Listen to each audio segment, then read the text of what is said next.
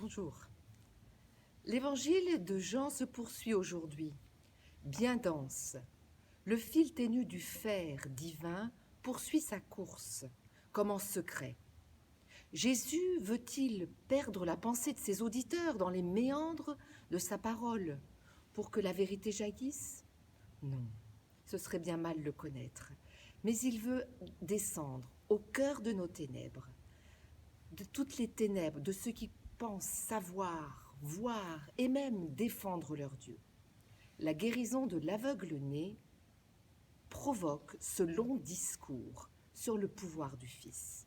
Dans Saint Jean, comme à chaque fois que nous offrons les Écritures, il suffit de tenir un mot et de se laisser déployer, de le laisser se déployer, s'ouvrir, saisir un mot, le mâcher, le triturer, le recevoir avec tout son sucre, toute sa substance.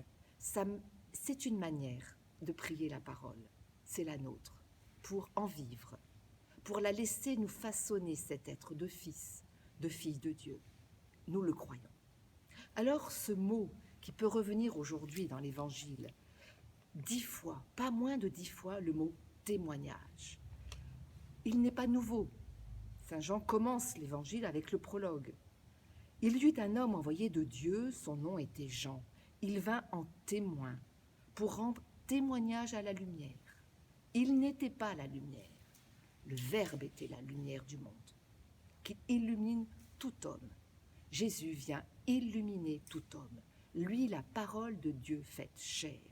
Alors qu'entendre de ce grand discours de Jésus qui secoue fort, accueillons ce rayon de foi lumineuse.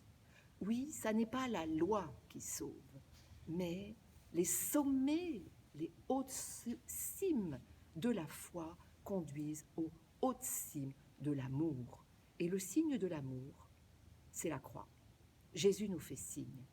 Le Père a beaucoup de passion par amour pour ses enfants. Jésus nous fait signe.